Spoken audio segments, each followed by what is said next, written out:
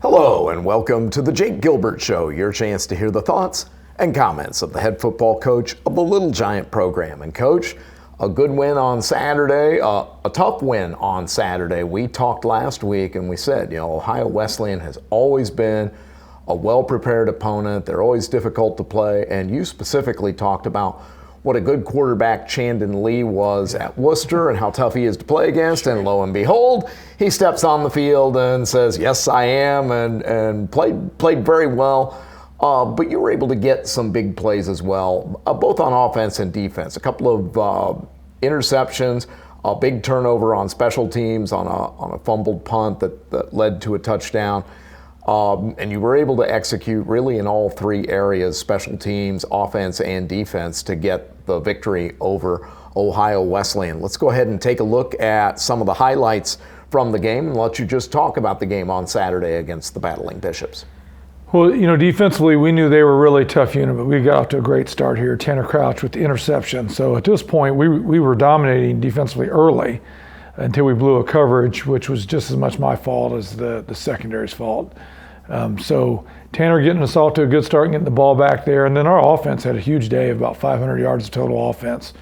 We settled for a couple field goals, but other than that, offensively, it was our first game not turning the ball over all season. So really proud of the offense. I think Brent Campbell continues to play at a very high level. Pretty proud of, our tight ends and receivers. We've had to play a lot of different receivers, and I think those guys are doing a good job of stepping up to the plate. And of course, the two-headed monster of our running backs. I just, Cole right here on a wheel route showing you that he's just as good as a receiver as a running back. And then Xavier Tyler this week got into the receiving outfit. So, Xavier's like the 12th all-time leading rusher in school history, and he had a 77-yard reception on Saturday. Great view there, special teams. Connor Grimes has been a monster on special teams. He pressured several punts. There's Xavier's 70-yard catch there. He pressured several punts and made kickoff tackles.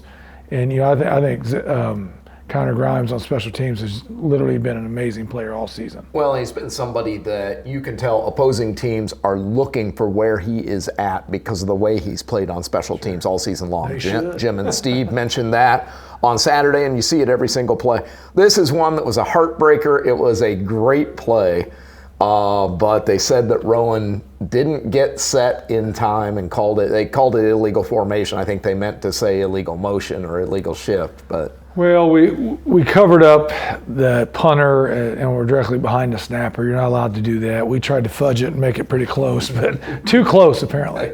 But hey, justice was served. We got the ball right back on the muff punt, and so that helped us go in for 6 right here with a great run.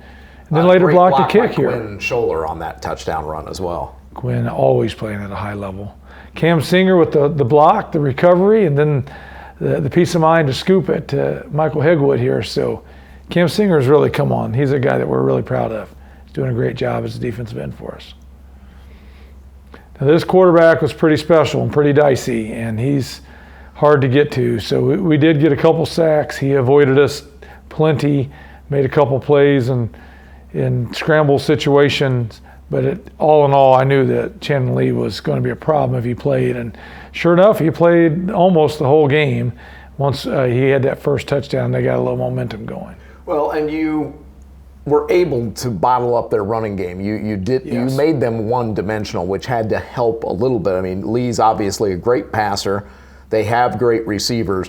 But to be able to keep that running game, and particularly Chandon Lee, who is very mobile, to keep him more in the pocket as a passing quarterback and not let him try and gain additional yards. You held Ohio Wesleyan to 50 yards in the 44-27 victory. And you mentioned the offensive output, season high, 543 yards of total offense.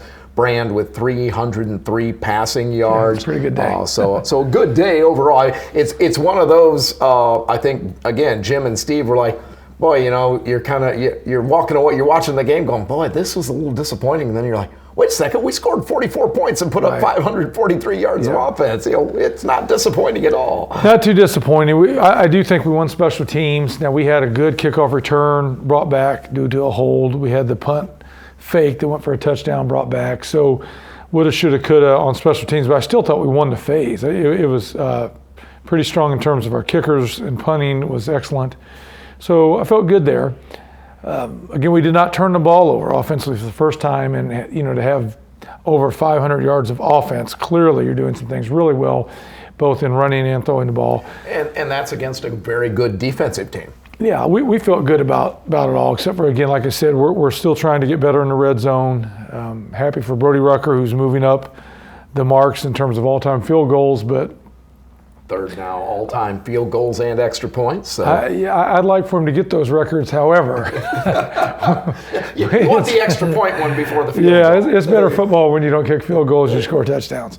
And then defensively, it was really just pass defense. Like you said, to your point, we did take away the run, and then as their quarterback began to kind of show his strengths, we began to try to keep him a little more in the pocket. We had a lead, so we weren't real risky with man coverage and zero blitz and some of those things, and so we were probably a little soft in zone, softer than we needed to be. But he made a couple plays on scrambles that were jump balls that they came up with that upset you, but at the same time, kudos to them for making a play.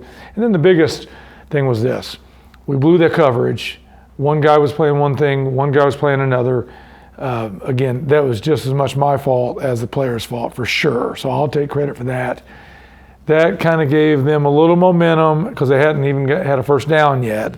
And then that was 70 yards right there. So they actually had a huge day in the air, but just too many explosive plays given up by us where we either had to pressure better or cover better.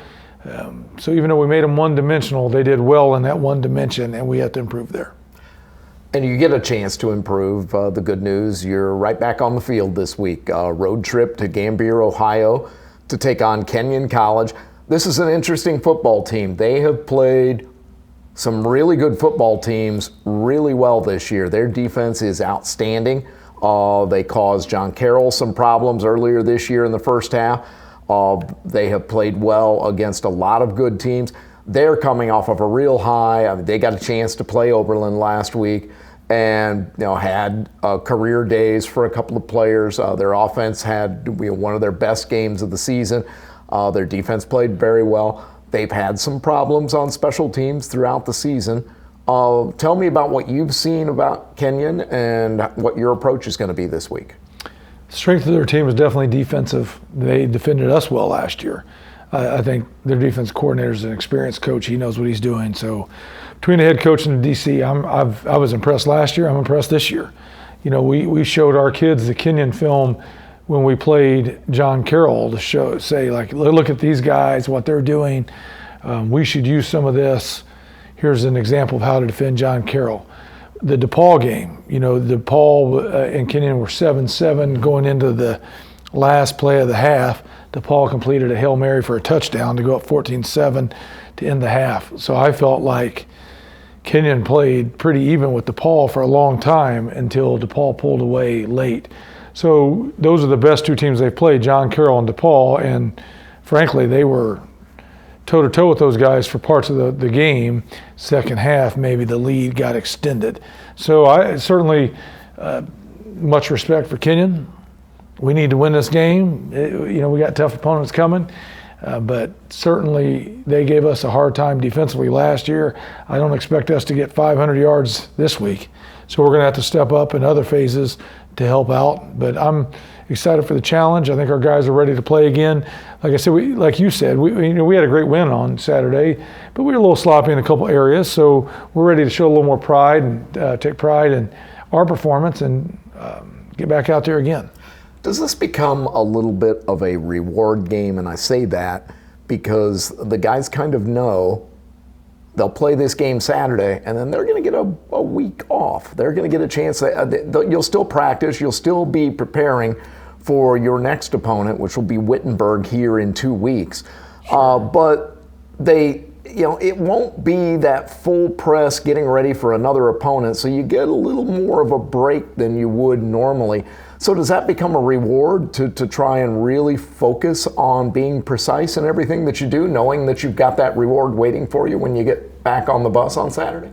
No. I mean, hopefully we're not that Great soft. setup for a no. I love Yeah, it. no, I mean, hopefully we're not that soft. We don't need any time off. We're doing fine. We're having fun. We're having a blast. We're excited every single week to get going and play a new opponent. We have a great time all week practicing. We enjoy being with each other, seeing each other. We don't need time off. We do have a couple guys that are banged up that, personally for them, I'm excited for them to have some time to get healthy. That is a good thing for sure, the bye week in that respect. But otherwise, provides you an opportunity for some other players to step up and show what they're able to do. I mean, we saw that. Trey Herron got into the game on Saturday. Trey did great. Oh, I'm so proud of Trey Herron. So thanks for bringing that up. Trey was my pleasure. We mentioned a couple of records. We would be remiss if we didn't mention that Gavin Rupert, with 5 tackles on Saturday, moved to 5th on the all-time tackles list, past one of the legends, 2-time Defensive Player of the Year in the conference and a first-team All-American, and one of the toughest linebackers you're ever going to see in C.J. Gum. So when you're ahead of that guy on a list, you've had a pretty good career, and Gavin's still climbing that list. So congratulations to him. Congratulations to Xavier Tyler, who moved up to 12th on the career rushing list with his 90 rushing yards on Saturday. And again, Brody Rucker now 3rd on the all-time field goals and all-time extra point list. So you've got some guys that are really celebrating some great individual efforts, but I know their focus is really on what they can do to help the team win. Well, when you've played football for over 130 years, that's a lot of guys making tackles. And I had the honor of coaching C.J. Gum, who is the most menacing linebacker I've ever coached. And Gavin, I would say, is physical as all get out, but also, he's maybe the smartest linebacker I've had the pleasure to coach. I feel like he's very similar to A.D. Pittenberg in that way. So he's kind of in between those guys, which is Nate Boulay, and so you look at the top 5, and there's a lot of common traits that those linebackers had. I didn't get to watch Killer Kilbane play, just know him as a professional. So he's not as intensity there's definitely some intensity, but I just I am honored to coach Gavin Rupert every day, and I do not go easy on him because I don't think he wants that. But when it's all said and done, I'll make sure he understands just how much I have appreciated being his coach and how happy I am for all of his success, because he deserves it all. He earns it every day. So that's a major milestone for a historic place like this to move into 5th place all time in tackles. That's incredible production. We'll get a chance to see Gavin Rupert, Xavier Tyler, and Brody Rucker and the rest of the football team on Saturday when they head to Kenyon College. That game is a 1 o'clock kickoff. If you're headed over to Kenyon College for the game, safe travels to you. If not, you'll be able to watch it online on the North Coast Network. Links are on the Wabash College website along with live stats. And of course, we'll then return to Little Giant Stadium, not next week, but in 2 weeks, when the Wittenberg Tigers will come calling. And that means, of course, we will take a break from the Jake Gilbert Show next week. We'll get a chance to enjoy a Wednesday afternoon and do some other things, but then we'll be back here in 2 weeks with the Jake Gilbert Show. Coach, as always, best of luck, safe travels on Saturday, and we look forward to you bringing home a Wabash victory over Kenyon. Yes, sir. Wabash always fights. You've been watching the Jake Gilbert Show, your chance to hear the thoughts and comments of the head football coach of the Little Giant program. We'll talk to you in 2 weeks.